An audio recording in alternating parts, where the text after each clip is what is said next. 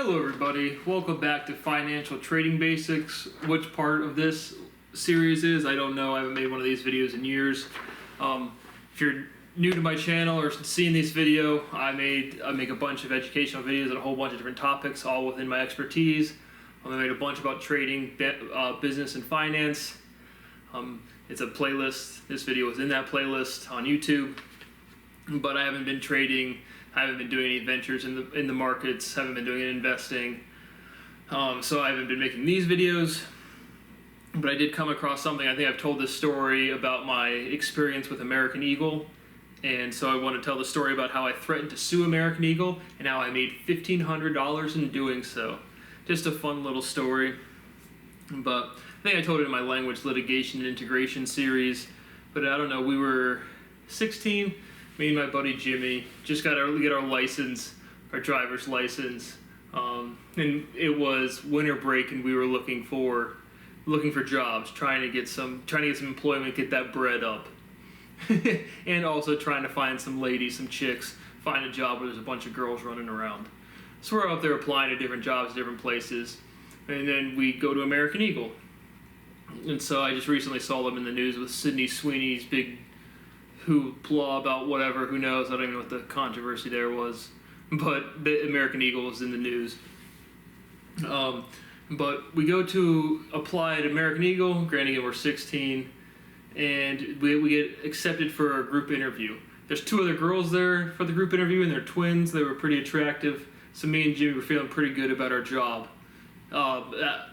interview. We do the interview, and we both get hired. And so the first weekend we were supposed to work was throughout the Black Friday event. And so we get our schedules, like, I think that was the second week we were supposed to work there. So we get our schedules, we have different schedules obviously. We never work together, and I get 0 shifts. So that was really exciting. I was so confused when I was 16 years old and I got a job and I get my first time card and it says 0 hours. I'm just like, well, do I have a job or not, man? I didn't get any hours. What is this? So get no hours the first week. The second week is Black Friday. And we weren't hired on as seasonal employees or anything. It was just a part-time job. And I get 1 shift, and it is Black Friday. And so I worked the Black Friday shift. It was a long shift, and basically realized that I worked, 15 continuous hours with no breaks, no nothing. I was just a 16-year-old folding clothes with 35-year-old women bitching about their fat husbands or something. I don't know. But regardless, the reason I don't remember the details is because I have not read this. What ended up happening was I figured out that they violated some laws, and so I wrote them a letter. And so I'm going to read you the letter, just again, fun little story time, but I ended up getting $1,500 because I ended up talking to on the phone with, I don't know if it was the CFO, but somebody in their finance department, and you can tell they had gotten my letter and kind of this is kind of we're giving you kudos for writing us this letter. Not really. They weren't. I'm pretty sure American Eagle wasn't too worried about my lawsuits at 16. But here's the letter that I wrote back in January 18th, 2011 to the American Eagle Outfitters headquarters. Dear management, my name is Bradley Boas, and I recently completed my seasonal employment at your store in the Polaris Mall in Columbus, Ohio. I was told I was hired because I could work a substantial amount of hours. Based on that statement, I accepted this position versus the other temporary positions I was considering. All in all, I worked about 32 hours, which is easily 160 hours less than I would have gotten at other positions I passed up. I was employed for about 10 weeks. Getting such a minimal number of hours was extremely disappointing. After my assignment, I took a look at the employment practices of American Eagle. I discovered that the managers broke 5 laws pertaining to the employment of a minor. The first law, stated in the Fair Labor Standards Act, says that no minor may work past the hour of 11 p.m., 12 a.m. with written consent from a parent or legal guardian, on any non-school day. The first day I worked till well past 3 a.m.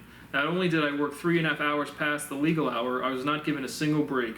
According to the law, every employee, regardless of age, must be granted a 10-minute break every 3.5 hours and a 30-minute break every 5 hours. I had a shift from 9 p.m. to almost 7:30 a.m. the day before Christmas. Again, I received no break during the 10.5-hour shift, In all, I counted 5 laws broken during my employment. 1, the hours of service. 2, the 10-minute break. 3, the 30-minute break. 4, the requirement to display the names of underage employees in a conspicuous place. And 5, granting of a work permit. So, not only did I forego any opportunity for additional wages, but I was not treated according to the employment laws governing the employment of minors. I reviewed my situation with others more experienced in employment law. That was my counsel, Mom and Dad, and am convinced I have many facts to support an employment lawsuit. Again, I'm sure they were shaking in their boots when they read that. Before I head down that path, I can't even not laugh at myself. Before I head down that path, watch out. I thought I would offer you an opportunity to address these infractions. I look forward to hearing from you. I love my younger self. Well, it was a classic. But like I said, the guy responded. We got on a phone call. I was with my mom, and I got a $1,500 check in the mail. So I have threatened to sue American Eagle, and I have succeeded. And they were clearly very intimidated by my legal prowess. But now, at 31, it's a little different when I say I'm going to sue you as opposed to when I was 16. But we'll get into that later when those happen. But I probably won't be alive to see that happen, so. But I just wanted to give you a fun little story. And I had not read that because I'm back at my parents' house. I'm selling my house, trying to figure out what I'm going to do next, if anything. Probably not anything. I just like making my videos. I want to be an educator, man. Some people want to be a rock star, a movie star, or a star athlete. And I want to do math. It's like, let me do my math. But selling my house, haven't been doing anything in terms of finance or business ventures. And I don't want to past having comfortable money to do my intellectual pursuits, which I still don't have. There's no amount of money that I care about past livable wages. None. So I just thought it was a fun story. I just came across that letter in some of my older stuff. So thank you for watching, and I'll see you on the next episode.